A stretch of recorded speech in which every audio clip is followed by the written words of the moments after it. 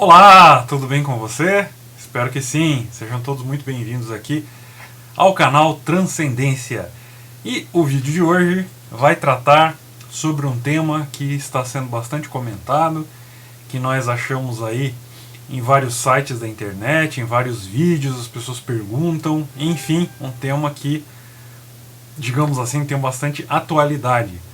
Pastores maçons, né? Líderes religiosos cristãos que são maçons. Será que o bispo tal é maçom? Será que o fulano é maçom? Será que o ciclano é maçom? Será que há maçons infiltrados na igreja? Qual será o plano maligno deles para subverter a nossa tão santa igreja?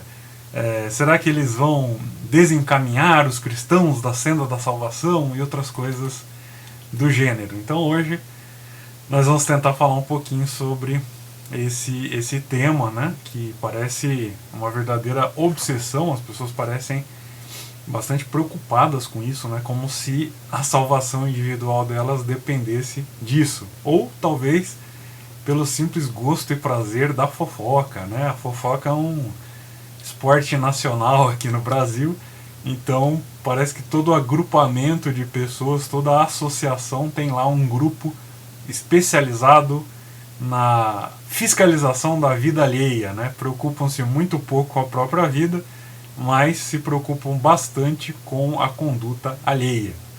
E hoje eu vou pegar aqui na Bíblia, né, no Novo Testamento, em grego, para nós entendermos mais ou menos o que a Bíblia diz sobre as qualidades de um bispo, de um presbítero, de um diácono, né, dos líderes de uma igreja, o que realmente deve preocupar as pessoas, né, e se essas preocupações elas são tão, digamos assim, febricitantes hoje nos grupos religiosos, como são as preocupações em relação à pertença ou não pertença à maçonaria.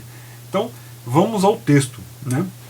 Trata-se do texto da Epístola de Timóteo, a primeira Epístola de Timóteo, lá no capítulo 3, né? Capítulo 3, nos versos ou versículos de 1 a 13. De 1 a 13. Então, vamos lá.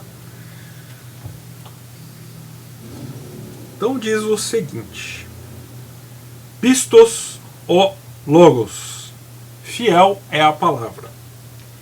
Itis episcopis oregete calu ergu epithimi. Primeiro versículo, né? Se alguém aspira ao episcopado, boa obra deseja. Di unton episcopon anepilimton inemias gineco andra nifalion sofrona cosmion filoxenon didaticon. Então aqui o versículo 2. Di un. É necessário, pois, ton episcopon, ao bispo, né, anepilimton, que seja irrepreensível, inemias ginecos andra, ser de uma só mulher, né, ou seja, que seja marido de uma só mulher, andra é marido, nifelion, sóbrio, sofrona, controlado, cosmion, modesto, filoxenon, hospitaleiro, didactinon. Didactinon seria assim, didático, né, alguém que é bom em ensinar, apto a ensinar. Miparinon,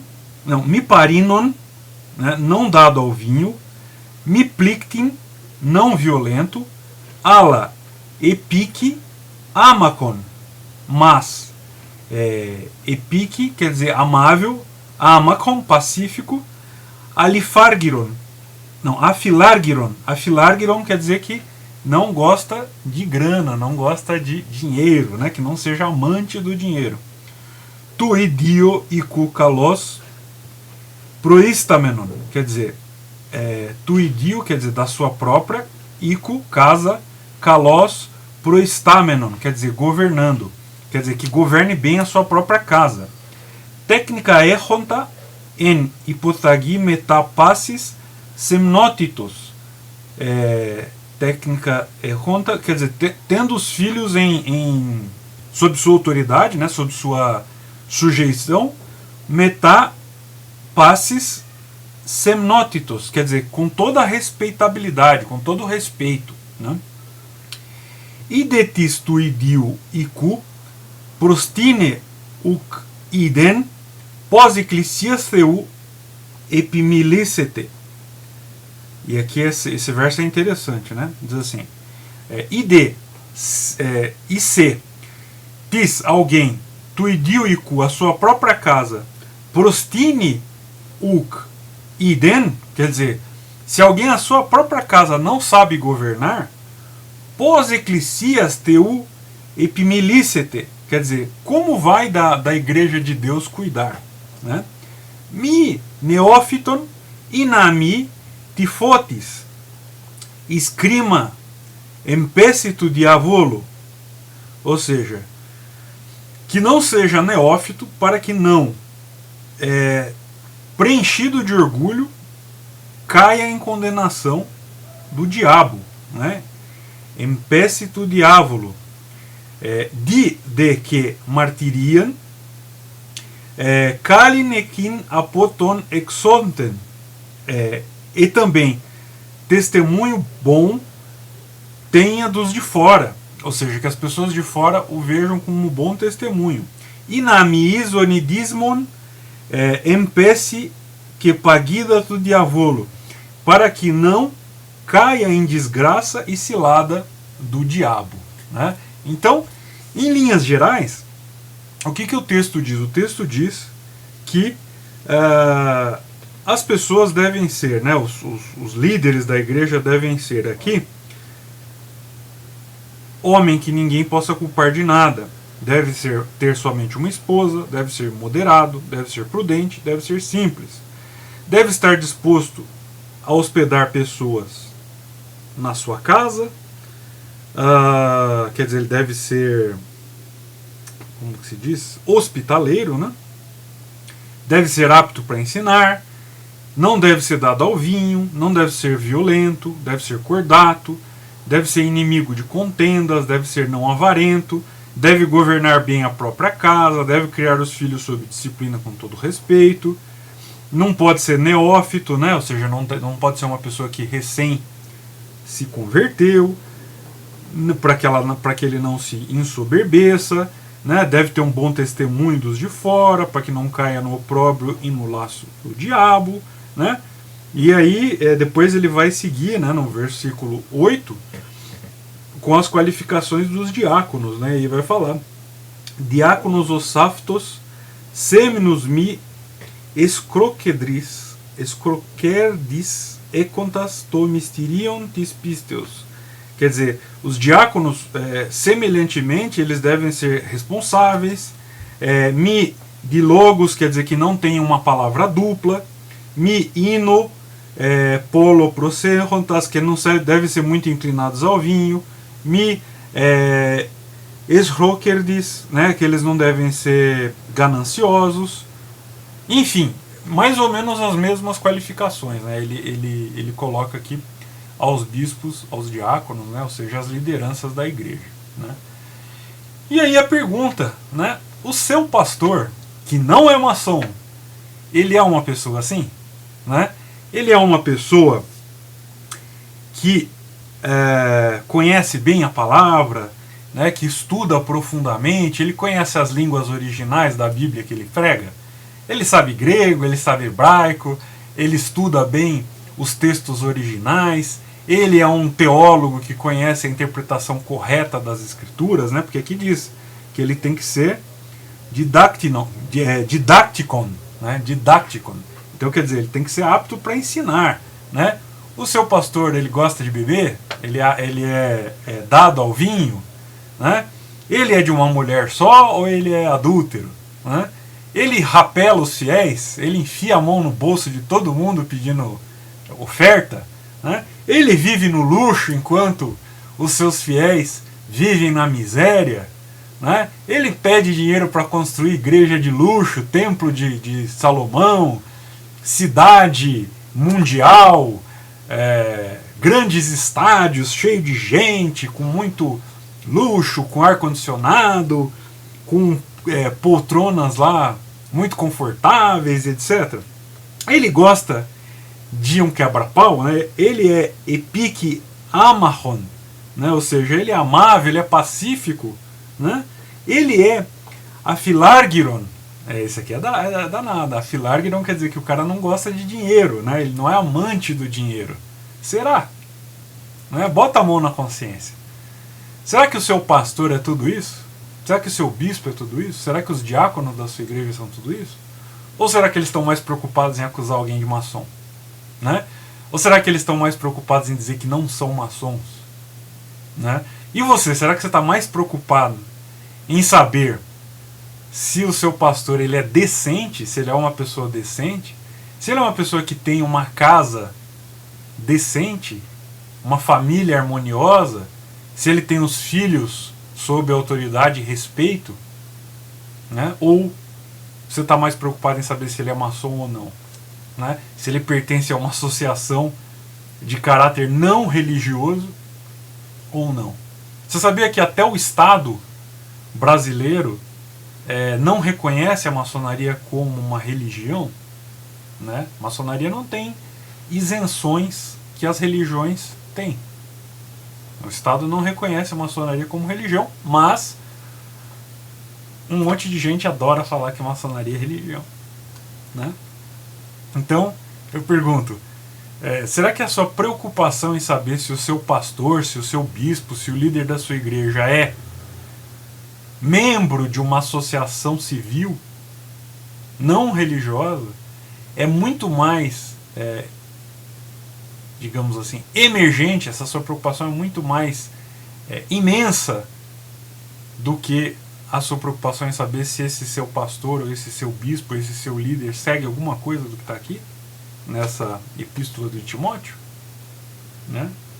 Então, bota a mão na consciência, né? Veja se o seu pastor, se o seu bispo, se o seu diácono, ele é não amante do dinheiro, se ele tem a própria casa bem governada, se a casa dele é revestida de toda a respeitabilidade, né? Se ele sabe, se ele é apto para ensinar, se ele conhece bem a teologia da Bíblia, se ele estuda a Bíblia, se ele sabe hebraico, se ele sabe grego, né? Se ele conhece as várias versões existentes da Bíblia, se ele é marido de uma só mulher, se ele é sóbrio, se ele é controlado, se ele é modesto, se ele é hospitaleiro, né? Se ele é não violento, se ele é amável, se ele é pacífico, se ele é não amante do dinheiro, né? Então é isso que diz aqui, né? Na Bíblia, que vocês gostam tanto de citar, né? A Bíblia diz que o diácono, o bispo, o presbítero, eles devem ter essas qualidades, né? E as pessoas estão muito preocupadas em saber se aquele bispo é maçom, né? Será que você se preocupa tanto com a sua própria vida espiritual, com as suas próprias práticas espirituais, com as suas próprias práticas interiores, quanto você se preocupa se o líder da sua igreja é maçom? Né? Será que você se preocupa tanto em analisar a sua própria vida, os seus próprios atos, os seus próprios pensamentos, os seus próprios julgamentos em relação aos outros, como você se preocupa em analisar a vida dos outros? Né? Será que lá na igreja você está tão preocupado em avaliar os seus próprios pecados, os seus próprios erros, as suas próprias imperfeições, quanto você está preocupado em analisar os outros? Né? Não julgueis para que não sejais julgados em igual medida. Não é isso que diz o Evangelho? Né? Então, me parece que há aí uma, digamos assim, uma certa distorção em relação ao que as pessoas deveriam de fato se preocupar, né? E se você achou que eu ia fazer um vídeo polêmico dizendo sobre fazendo uma lista, né, dos pastores maçons, ou dos bispos maçons, ou dos evangélicos maçons, etc., você se enganou, né? Porque o que eu estou dizendo aqui é o seguinte: cuidem das suas próprias vidas, né? Olhem para si próprios, vejam as suas próprias imperfeições, vejam quais são os seus próprios pecados, quais são os seus próprios pensamentos pecaminosos, quais são as suas próprias malícias, né? Analisem as pessoas de acordo com como vocês gostariam de ser analisados, né? E se preocupem em saber se as pessoas que estão à frente das suas igrejas, elas ensinam verdadeiramente aquilo que está na doutrina da sua religião, e não em relação a se ela pertence ou não a uma associação civil ou a um grupo que não tem nada a ver com religião, né? Então fica aí o alerta, né? Eu acho que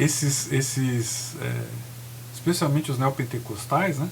Não vou fazer aqui uma generalização, porque há muita igreja evangélica séria, por exemplo, as igrejas históricas, né? Há muitas igrejas evangélicas que ainda têm líderes sérios, né? Não vou fazer uma generalização, mas assim, em geral, alguns grupos aí pentecostais e neopentecostais deixam muito a desejar, né? Então, uma das coisas que eu acho interessante aqui, né? Ele diz, né? Miplictin, né? Não ser violento, né? Epique, quer dizer, ala epique, quer dizer, mais amável. Amahon, pacífico, né? E aí o que você vê é quebra-pau, né? As pessoas discutindo, acusando umas às outras, se xingando, arrumando briga na internet, né? Fazendo flame nos comentários, brigando, xingando os outros de herege, de satânico, julgando pessoas que não conhecem, né? Quer dizer, não julgueis para que não sejais julgados, né? Diz aqui que os líderes da igreja precisam ser amáveis, precisam ser pacíficos, precisam ser não amantes do dinheiro, precisam ser não violentos. E vocês são os mais violentos que existem, né? Vocês xingam as pessoas, atacam, chamam de satanista, chamam disso, chamam daquilo, acusam sem provas, acusam de coisas que não tem nem que se acusar, né? Então a pergunta é, será que essa preocupação é legítima? Né? Fica aqui o meu convite à reflexão. Se você gostou do vídeo, deixe seu joinha, se inscreva no canal, compartilhe com seus amigos. Vou deixar aqui na descrição, como sempre faço, os links para os meus mais recentes trabalhos, se você quiser adquirir, falando sobre simbolismo, sobre maçonaria. E agradeço a sua atenção até agora, um abraço e até o nosso próximo vídeo. Tchau!